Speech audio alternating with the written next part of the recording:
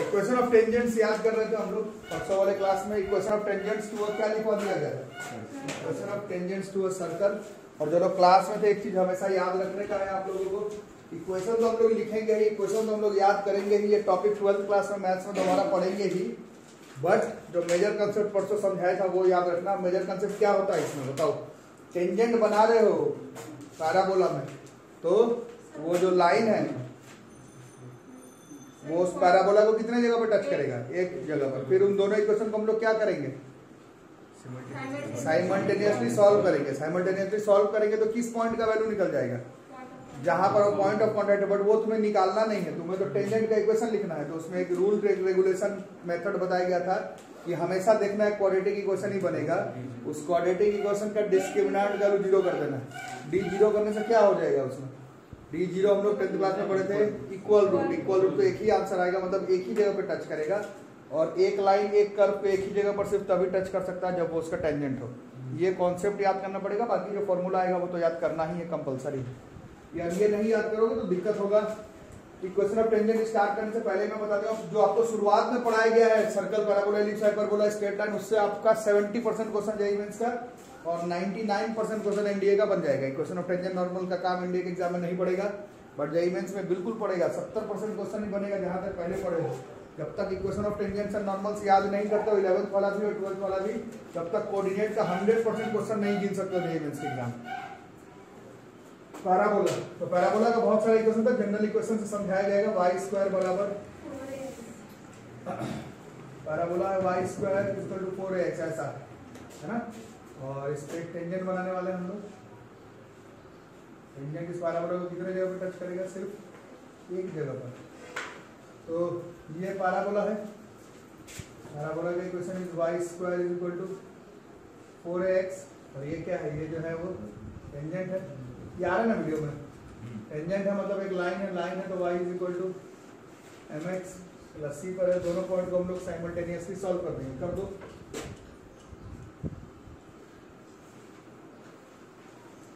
चलो करो, कितना आ जाएगा? mx प्लस c का होल स्क्वायर ना इज इक्वल टू फिर m square x square plus c square is equal to 4x। उसके बाद m square x square plus 2mcx minus 4ax equal to 0। Quadratic equation को हमें बना लिया, अभी बन जाएगा m square x square x के साथ 2mc प्लस इक्वल टू, अब ये क्वाड्रेटिक इक्वेशन है बट इसको सॉल्व नहीं करना है। सॉल्व करने में तो पॉइंट ऑफ कांटेक्ट मिलेगा, वो निकालना ही नहीं है। ये एक क्वाड्रेटिक इक्वेशन है, 10th क्लास से हम लोग पढ़ रहे हैं, क्वाड्रेटिक 9th क्लास से। इसका कितना रूट्स आ जाएगा? इसका 2 0 आ जाएगा। 2 रूट्स 2 0 आने का मतलब है ये जो लाइन है इसको 2 पॉइंट पर टच कर देगा, बट टेंजेंट तो उसको कहते हैं जो एक ही पॉइंट पर टच कर। इसका मतलब है क्वाड्रेटिक इक्वेशन तो है बट इसका एक ही रूट निकालना है। ऐसा सिर्फ तभी हो सकता है जब इस क्वाड्रेटिक इक्वेशन का जानबूझ करके हम लोग वो कंडीशन निकालें जहां पर डिस्क्रिमिनेंट का वैल्यू 0 हो जाए। वहां पर नेचर ऑफ रूट्स जो है वो इक्वल एंड रियल होता था। इक्वल मतलब वो एक ही जगह पर कट करने वाला पॉइंट पता चल जाएगा। और d 0 मतलब b स्क्वायर इसका 0। b स्क्वायर कौन है? इसका b square minus 4a equal to भी लिख सकता हूँ 4ac, a के जगह पर m स्क्वायर, c के जगह पर c स्क्वायर, है ना। चाहो तो यहीं पर स्क्वायर रूटिंग बोथ साइड कर सकते हो, तो 2mc minus 4a plus minus 2mc ना, फिर 2 कॉमन निकाल के काट दो।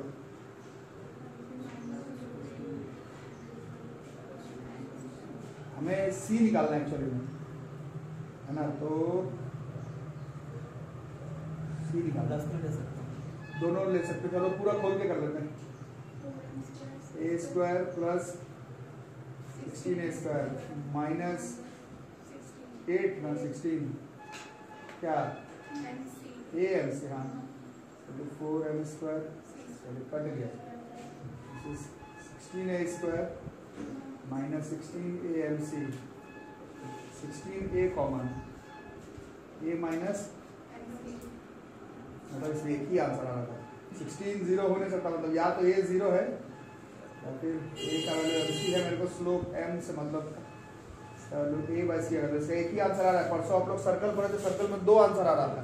Equation of tangent to circle क्या निकाले थे, y बराबर mx plus minus a into under root 1 plus m square. यहाँ पर एक ही आंसर आ रहा है। Equation of tangent, equation of tangent to a parabola, parabola is y square बराबर 4x इज y बराबर m x plus c actually में निकालना था। c बराबर कितना है, c बराबर a बाई m हो गया, y बराबर mx plus a by m, यही हो गया equation of tangent to a parabola का फॉर्मूला। आज के क्लास, पिछले क्लास में बता रहा हूँ, फॉर्मूला भी याद रखना है। 12th क्लास में टॉपिक पढ़ा जाएगा टेंजेंट नॉर्मल, उसको भी याद रखना है। प्लस जितना पहले से बनाया गया है parabola, ellipse, hyperbola, directrix, right सेक्टम, वो सब भी याद रखना है। तब 5 + 2 कम से कम 7 क्वेश्चन जाए इसके एग्जाम में, उम्मीद रखो कि बन जाएगा। नहीं याद किया तो नहीं बनेगा, कौन सा बड़ा बात। और सर तो सर्कल में जैसे आप लोग याद किए थे slope form, equation of tangent के साथ साथ जो दूसरा वाला फॉर्म याद करना है वो था पॉइंट फॉर्म। नाम से ही पता चला पॉइंट फॉर्म में क्या मालूम होना चाहिए, वो टेंजेंट पैराबोला पर किस पॉइंट पर कट कर। अगर ये मालूम हो तो तुम्हें स्लोप नहीं मालूम होगा तो भी काम चल जाएगा। वहां पर equation of tangent will be y by 1 equal to 4a into x1। इससे हमारा जो है वो आंसर आ जाएगा। इसका प्रूफिंग आप लोग अभी ऐसे समझ लें, y इंटू वाई ये हुआ, बट वो जो y है, वो जो y पॉइंट है वो इस लाइन पर भी है, इस पैराबोला पर भी है, तो पैराबोला के इक्वेशन को सेटिस्फाई कर जाएगा।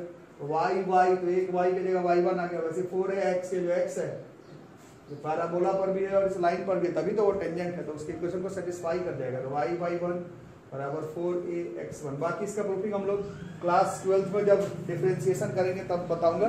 अभी फिलहाल याद करने के लिए पॉइंट फॉर्म याद करना है और स्लोप फॉर्म याद करना कंपल्सरी, ठीक है।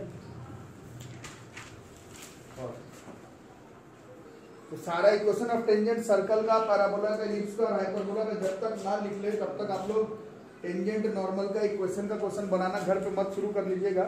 अभी बस ऐसे मैं बीच बात वैसे एक आध क्वेश्चन समझाने के लिए बता रहा हूँ टेंजेंट नॉर्मल का क्वेश्चन किस तरह से पूछा जाएगा, ठीक है। बाकी परसों वाले क्लास में सारा तो नहीं, बट जितना ज्यादा हो सके टेंजेंट नॉर्मल्स का, पैराबोला, एलिप्स, हाइपरबोला, सर्कल का वो मैं बताऊंगा। तब तक कुछ बताओ उसमें क्या करना। एक सर्कल है, ये वीडियो में आ रहा है पूरा। क्वेश्चन क्या करें, पहले क्वेश्चन लिख लो, the centre of the circle passing through the point क्या है 0,1 and touching the parabola y बराबर x square at the point 2,4 is, ठीक है। तो एक सर्कल है, सर्कल का सेंटर पूछा जा रहा है तुमसे। सर्कल का सेंटर हम लोग h के ही लेते हैं। किस पॉइंट से पास कर रहा है ये 0,1 पर, और क्या कर रहा है, एक पैराबोला को टच कर रहा है किस पॉइंट पर,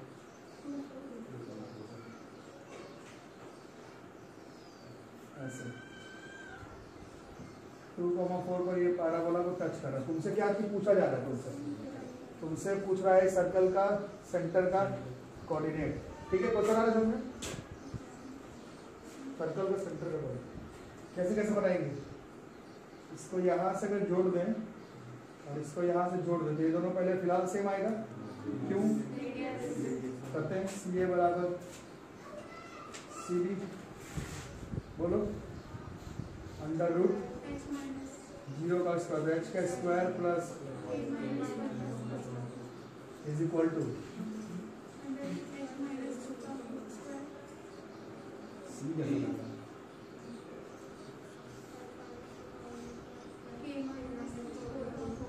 देखो तो वीडियो में आ रहा है कि बाहर चला जा रहा है, स्क्वायरिंग बोथ साइड्स।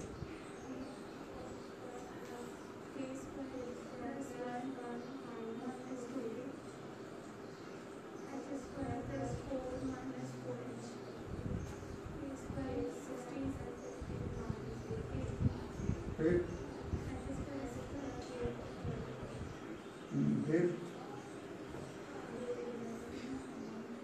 4h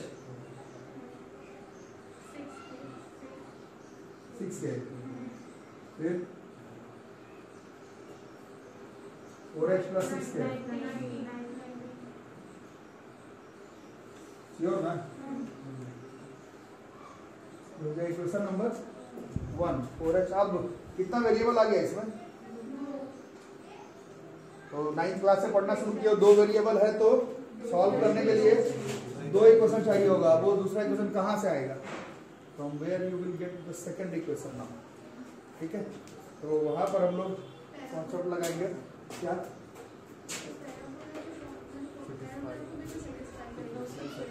अच्छा, हाँ, तो फिर उससे क्या होगा? वो कर ही रहा है सेटिस्फाई। एक्स का स्क्वायर एच के चुनना है, वही ना, एच के का फॉर्म बनेगा, वो सेटिस्फाई रही बात तो वाई बराबर एक्स स्क्वायर, तो कर ही रहा वाई बराबर एक्स स्क्वायर। 2 है ना, 2 ये 4 हो गया और वाई 4 है, सेटिस्फाई तो कर रहा। अब इससे क्या बनेगा? सेटिस्फाई वाला काम तो हो गया। एच के तो आएगा नहीं उसमें किसी भी कीमत। जो लोग एच के वाला बोल रहे हैं सर्कल, एच के तो कभी आएगी नहीं, सर्कल सेंटर वाला ना है। पैराबोला से जो तुमको यूज करना था वो तुम कर चुके हो, अब कैसे बनेगा ये? ठीक है, तो यहीं पर हमें जरूरत पड़ेगा what we will require is tangent. अब बोलोगे कि अब आपको कैसे पता चल गया टेंजेंट का काम है? यहीं पर टचिंग वर्ड का मतलब है। ये टच कट ये सब वर्ड कट नहीं, टच। टच करने का मतलब है कि यहाँ पर अगर एक टेंजेंट बनाते हैं, है ना, अगर यहाँ पर ये टेंजेंट बनाते, अगर यहाँ पर एक टेंजेंट बनाते तो फिर क्या कॉन्सेप्ट लगता है? ये जो टेंजेंट बनाते, ये 10th क्लास में जो कॉन्सेप्ट पढ़े थे उसके हिसाब से ये वाला जो है वो 90 डिग्री हो जाता। ठीक है, अभी हम लोग बहुत ही चालाकी से इस टेंजेंट का इक्वेशन पता लगाने वाले हैं। ठीक है, इक्वेशन ऑफ टेंजेंट मालूम चलाने वाले हैं। इक्वेशन ऑफ टेंजेंट मालूम लगाने वाले। Equation of tangent, equation of tangent में अभी देखो पैराबोला का इक्वेशन ऑफ टेंजेंट लिखने का 2 तरीका आपको बताएंगे। या तो तुम्हें किसका, या एक पॉइंट का कोऑर्डिनेट मालूम हो। अभी आप लोग इक्वेशन लिखे थे वाई स्क्वायर बराबर 4ax था ना, इसका इक्वेशन ऑफ टेंजेंट था y y 1 equal to 4ax। तो यहाँ पर कौन है? यहाँ पर मेरा वाई स्क्वायर बराबर ये एक्स स्क्वायर बराबर वाई है ना, वाई बराबर एक्स स्क्वायर बराबर वाई है नहीं? तो इसका क्या हो जाएगा? Equation of tangent x1 is equal to y1। बोलो आ रहा है समझ में? इससे x1 कितना दिया हुआ था? y1 4 ना, इससे 2x बराबर 4 मतलब x बराबर 2। तो ये x बराबर 2 किसका इक्वेशन हो गया?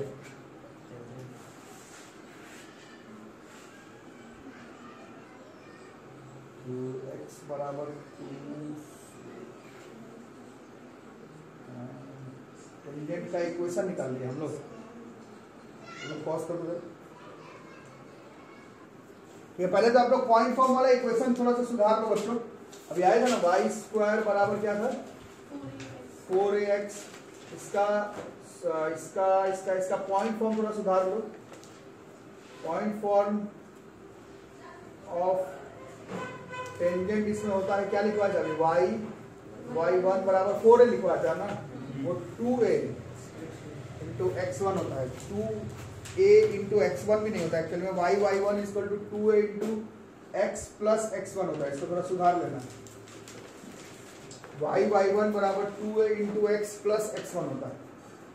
इसको थोड़ा सुधार लेना। ये थोड़ा गलत हो गया था पिछले बार वाला में, इसको सुधार लेना। और उसी तरह से अगर x स्क्वायर बराबर 4ay अगर हो जाए, x स्क्वायर बराबर 4ay, तो इसका पॉइंट फॉर्म बोलो, इसका पॉइंट फॉर्म कितना हो जाएगा? इसका पॉइंट फॉर्म हो जाएगा बोलो x1 equal to 2a into y plus y1। ठीक है,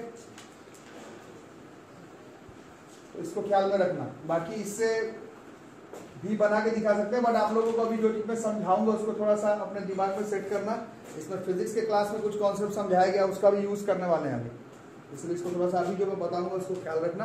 बाकी फॉर्मूला से भी आ जाएगा आंसर, अभी मैं करके दिखाता हूँ। बट मेरे बोलने का मतलब है कितना ही फॉर्मूला याद करोगे, है ना, थोड़ा सोचना ध्यान से। ठीक है, यहाँ तक इसको एक बार बस सुधार लेना अपना अपना, और बाकी मैं इसको फिजिक्स में जो पढ़ा है उस हिसाब से बताना। ठीक, यहाँ तक आ रहा ना, वीडियो में आ जाएगा।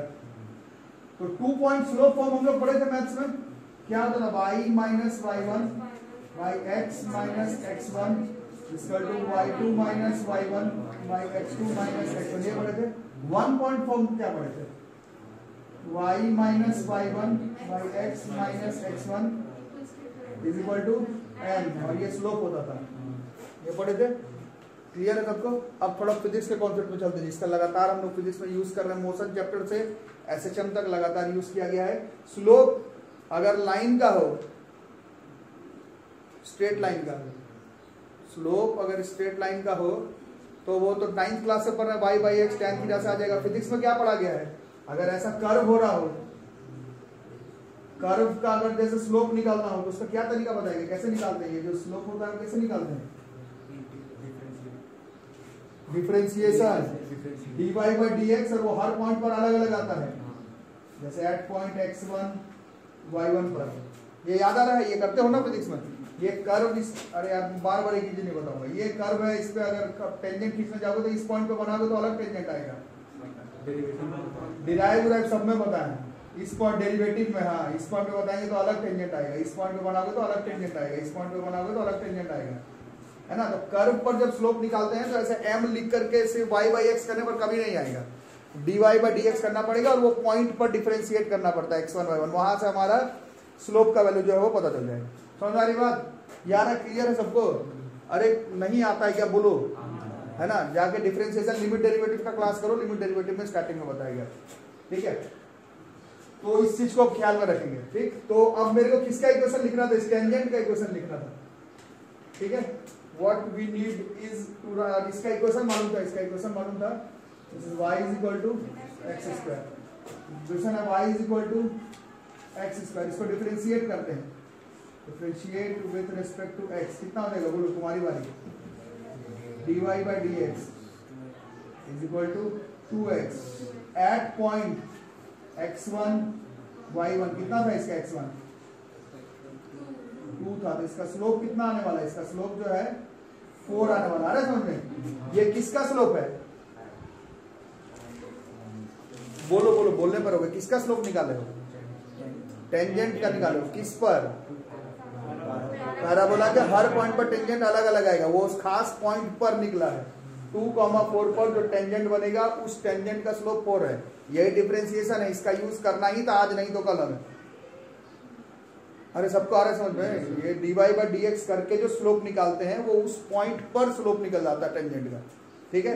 अब हम लोग इक्वेशन ऑफ ये टेंजेंट लिखते हैं, इक्वेशन ऑफ टेंजेंट t, बाकी इससे भी आ जाता, अभी जो किए थे उससे भी आ जाएगा, बट आप लोगों को अब ये सब चीज समझ लेना, क्योंकि मेरे बोलने में तो कितना फॉर्मूला याद करोगे, टेंजेंट नॉर्मल में 100 से ऊपर फॉर्मूला, डिफरेंशिएशन वगैरह को ख्याल में रखते हो तो सबको आसानी होगा, ठीक है। लाइन में डिफरेंशिएशन का काम नहीं है, बट पैराबोला, एलिप्स, हाइपरबोला और सर्कल सब में ऐसा कर्व है, कर्व में टेंजेंट हर पॉइंट पर अलग अलग बनने वाला, तो कर्व का सबसे आसान तरीका है कि उस कर्व को डिफरेंशिएट कर लो, और उस पॉइंट पर सिर्फ पॉइंट फॉर्म में काम करेगा ऑब्वियसली, उस पॉइंट पर क्या निकाल लोगे, उस पॉइंट पर टेंजेंट निकाल लोगे, और टेंजेंट एक बार निकल ही गया तो फिर लाइन उनका कॉन्सेप्ट लगा के कहीं ना कहीं से क्वेश्चन बना देंगे, ठीक है। समझ आ रही बात? तो बताओ इक्वेशन ऑफ टेंजेंट कितना हुआ, टेंजेंट का इक्वेशन बताओ, y माइनस y1 बाई, या सीधा स्लोप ही निकल गया ना, इक्वेशन लिख के क्या ही कर लोगे, ये स्लोप आ गया है, किसका स्लोप है, ये स्लोप ऑफ टेंजेंट आ गया, स्लोप ऑफ टेंजेंट आ गया 4, नहीं स्लोप ऑफ टेंजेंट मतलब इस लाइन का स्लोप आ गया है 4, बोलो कोई दिक्कत? अब हम लोग किसका निकालते हैं, सीबी का,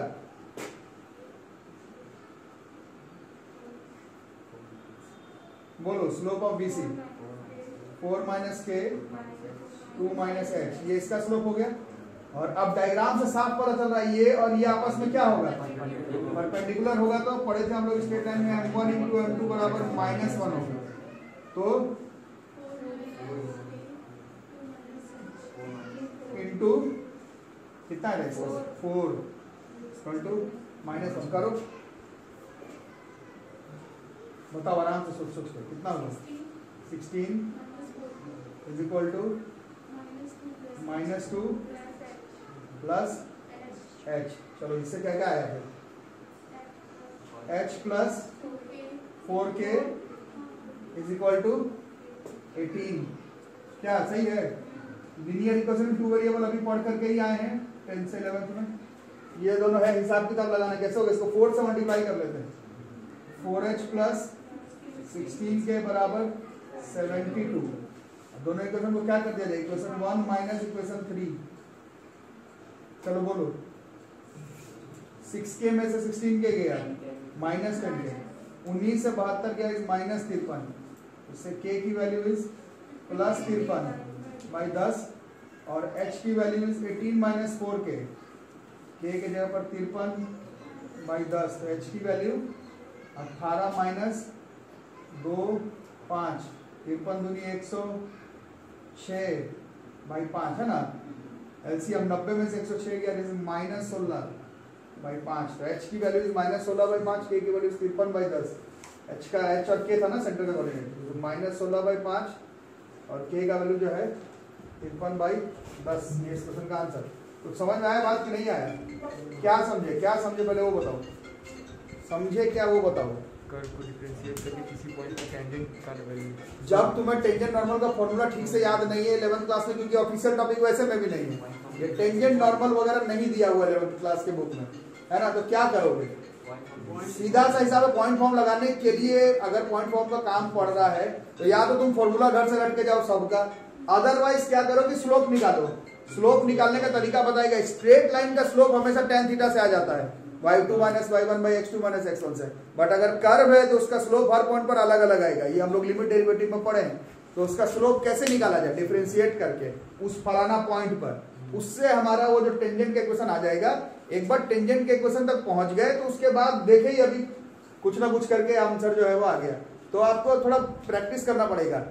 डिस्क्रिमिनेंट का 0 वाले का प्रैक्टिस होना चाहिए, ये डिफरेंशिएट करके टेंजेंट का इक्वेशन निकालते उसका प्रैक्टिस होना चाहिए। ये सब अगर प्रैक्टिस रहा तो जबरदस्ती उतना फॉर्मूला घर से बिना रट के जाओगे तो भी काम जो है वो बन जाएगा। ठीक है, करके देखो।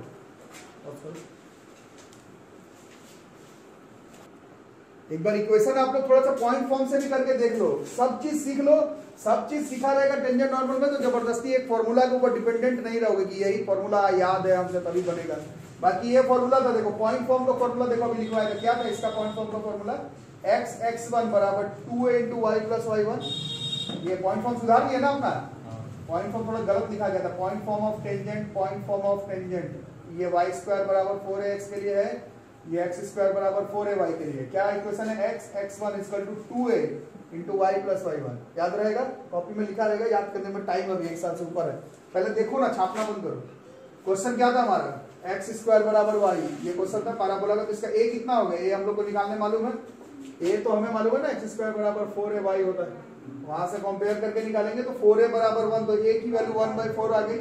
इससे हम लोग पॉइंट फॉर्म का इस्तेमाल करके टेंजेंट का इक्वेशन लिख लेते। कितना हो जाता है? x x1 इंटू 2 बराबर 2 इंटू a निकाले हैं अभी, इंटू y प्लस y1 4। इससे 2 बार में कट जाता, क्रॉस मल्टीप्लाई करते कितना हो जाता? 4x equal to y plus 4। इससे y बराबर कितना हो जाता? y बराबर 4x माइनस 4। और हमें लाइन का इक्वेशन मालूम है, y बराबर mx प्लस c। m कितना हो जा रहा है इसका? देख लो यहाँ से स्लोप का वैल्यू जो है वो 4 हो जा रहा है, और डिफरेंशिएशन करके भी पता चल रहा है। यही है, ये सब चीज अगर आप समझ पाओगे तो फिर एकदम कोऑर्डिनेट ज्योमेट्री फाड़ के रख दोगे, कोई भी क्वेश्चन बन जाएगा। अगर सब कुछ मालूम हो तो आधा अधूरा रट उठ के इधर से जाने वाले हो तो फिर दिक्कत होने वाला है। ठीक है, यहाँ से हमारा देखो, इससे तो इक्वेशन भी पता चल गया। हमने इक्वेशन का काम ही नहीं लगाया, नहीं तो ये पूरा इक्वेशन भी पता चल जाता है कि इसका इस लाइन इस टेंजेंट का इक्वेशन क्या, वो भी पता लगा सकते थे। तो ये वाला इक्वेशन को भी याद रखना, पॉइंट फॉर्म कॉपी में लिख करके रखना। बाकी ये तो ठीक ही है। बाकी डिफरेंशिएशन भी करने से चूकना मत टेंजेंट नॉर्मल के क्वेश्चन में, और डिस्क्रिमिनेंट का 0 वाले करने से भी मत चूकना। ये सबसे चूक गए तो बात नहीं बनेगा। अब लिखो, फटाफट मारो तो बच्चों। टेंजेंट टू एन एलिप्स हो जाएगा। रूल बताओ, रूल याद रहा तो फॉर्मूला, नहीं भी याद रहेगा तो काम चलेगा। मेरे को खुद भी याद नहीं है फॉर्मूला, बट रूल याद है तो काम बनेगा। एलिप्स बनाना है, नहीं ये एलिप्स, और इस एलिप्स में टेंजेंट बना रहे हैं हम लोग। एलिप्स का equation general equation is x square plus y square equal to 1 और ये टेंजेंट है y इज इक्वल टू, दोनों को साइमल्टेनियसली सॉल्व कर दो, हो जाएगा। तो x square by a square plus y square की जगह पर m x by is equal to, यही आसान रहेगा ना। तो फिर कैसे सॉल्व होगा बताओ जरा, एलसीएम लेना पड़ेगा। लो plus into is equal to, फिर ब्रैकेट खोला जाए, या पहले ए प्लस बी का होल स्क्वायर खोल लेते plus plus is equal to, ठीक है, फिर B square plus plus plus 2mcx है इसका ना, इक्वल टू बी स्क्वायर। अच्छा इसमें कुछ कटा भी नहीं, क्योंकि हमें तो क्वाड्रेटिक के फॉर्म में सेट करना भाई, तो एक्स स्क्वायर के साथ B square plus A square M square, x के साथ अकेला अकेली A square C square minus A square B square equal to 0, ठीक है। तो ये फिर क्वाड्रेटिक इक्वेशन है, फिर इसका दो आंसर आएगा, बट तुम टेंजेंट निकाल रहे हो, टेंजेंट एलिप्स को दो जगह पर एक जगह पे कट करता है, इसका मतलब क्वाड्रेटिक इक्वेशन सॉल्व तो करना है, बट एक ही आंसर निकालना है। इसका एक ही तरीका है, इसका डी का वैल्यू 0 कर दो। देखो बहुत लोग मेरे पास बहुत पहले से पढ़े, मैं हर क्लास में बताता हूँ कि मैथ्स में फॉर्मूला प्रूफिंग का काम नहीं है, बट ऐसे टॉपिक पे काम पड़ जाता है। अगर तुमको ये तरीका मालूम है तो तुम घर से टेंजेंट नॉर्मल का फॉर्मूला नहीं भी रट्टा मार के जा रहे हो तो भी काम बन जाएगा, अगर ये मेथड मालूम हो तो। चलो b की वैल्यू 0 कर दो, b बराबर बी स्क्वायर माइनस 4ac 0। चलो बोलो 2mc ए स्क्वायर भी ना हो का होल स्क्वायर माइनस 4 ए की जगह पर B square plus A square M square C की जगह पर A square C square equal to 0। Bracket खोलना पड़ेगा, 4m स्क्वायर ए की पावर 4 माइनस 4, अंदर वाले का ब्रैकेट खोलते हैं, b square a square C square minus A square b की पावर 4 है ना, प्लस ए की power 4 m square C square minus a की power 4 m square B square.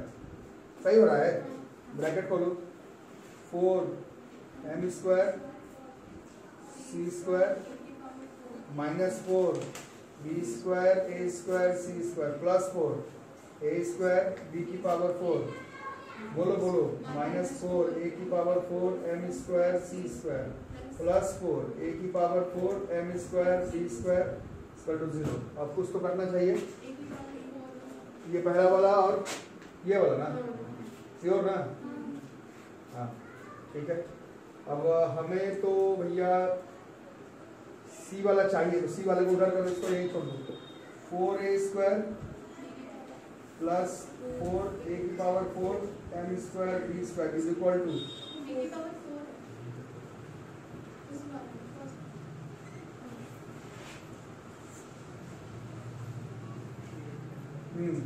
4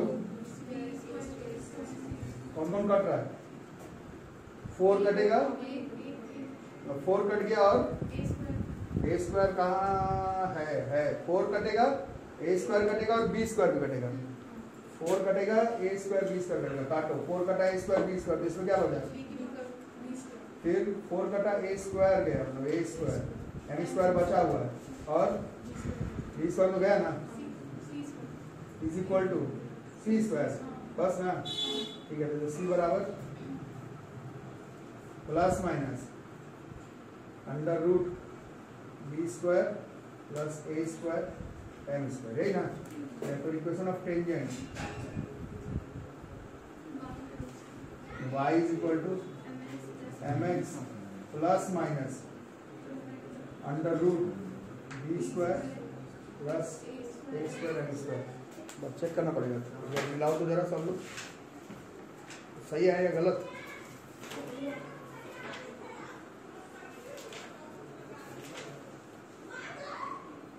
कौन है कौन है हमारा जोर को रखा सर महाशिवरात्रि की है यही मिली है तुमको महाशिवरात्रि कर जाओ तुम दोनों अब जाकर के व्रत कर और कर तो जरा ठीक है। पॉइंट फॉर्म अभी लिख करके रखो और पॉइंट फॉर्म पे मैं ज्यादा भरोसा रखता नहीं हूँ और आप लोग भी मत रखा करिए भरोसा मतलब समझ लो ना इसमें आप डिफरेंशिएशन करने का प्रैक्टिस करो डिफरेंशिएशन करना पड़ता है ये पॉइंट फॉर्म बिना डिफरेंशिएशन का आता नहीं है आंसर लिखने की बात हो तो मैं लिख देता हूँ this will be x x1 by a square plus y y1 by b square बराबर 1 लिखने की बात है तो मैं लिख देता हूँ बट आप लोग मुझे चलो अबव एवरेज समझ रहे हैं ये एक फॉर्म है एलिप्स का हॉरिजॉन्टल वाला ये वर्टिकल हो सकता था ये सिर्फ सेंटर पर जब 0 0 तब काम कर रहा है नहीं पर क्या करोगे उसके लिए सबका अलग अलग फॉर्मूला याद करने से बहुत आसान तरीका ये है कि डिफरेंशिएशन करोगे उस पॉइंट पर सब लोग को समझ में आ रहा है सबको तो नहीं आ रहा होगा बट जिन लोग को आ रहा है बात समझो ये तो एक फॉर्म है तो लिख दिया ऐसा कई तरह का एलिप्स बन सकता है सबका याद करते रहोगे टेंजेंट नॉर्मल अलग अलग फॉर्म को पॉसिबल नहीं हो पाएगा मेरे ख्याल से तो आसान तरीका ये कि जो बेसिक वाले का है वो तो मैं लिख ही दे रहा हूँ बाकी किसी जैसे पिछला वाला क्वेश्चन में देखे वो डायरेक्ट पैराबोला y स्क्वायर बराबर हम लोग रटे 4ax का फॉर्मूला कॉपी में लिखवाएगा डेरिवेशन y स्क्वायर बराबर बट क्वेश्चन x स्क्वायर बराबर 4ay का था ना पिछला वाला x स्क्वायर बराबर y का क्वेश्चन मैं वही बोला कितना फॉर्म याद करोगे वो तो गनीमत है कि सेंटर फॉर्म वाला था नॉन सेंट्रल वाला भी होता उसके लिए अलग फॉर्मूला है कितना याद करोगे उससे आसान तरीका है कि दो चीज दिमाग में रखो साइमल्टेनियसली सॉल्व करके डी का वैल्यू 0 और दूसरा पॉइंट फॉर्म का जब जरूरत पड़ने वाला हो तो या तो अगर बिल्कुल है फॉर्मूला वाला तो ठीक है अदरवाइज डिफरेंशिएशन का सहारा लेकर के उस पॉइंट पर टेंजेंट का इक्वेशन पता लगा लो और एक बार टेंजेंट तक आ गए तो फिर लाइन स्लोप परपेंडिकुलर ये वो करके आंसर जो वो निकल आएगा बात मेरा समझ में आ रहा है कि बाउंस कर रहा है जो मैं बोल रहा हूँ फिर से बता देता हूँ नॉर्मल ये जो स्लोप फॉर्म वाला है वो अगर आपको याद है कम से कम जितना कॉपी में लिखवा जा रहा है उतना तो याद होना ही चाहिए कॉपी के बाहर वाले इक्वेशन से क्वेश्चन आया तो दोनों को साइमल्टेनियसली सॉल्व करके d0 कर देना और पॉइंट फॉर्म वाला क्वेश्चन आया पॉइंट फॉर्म जिसको पॉइंट का कोऑर्डिनेट मालूम हो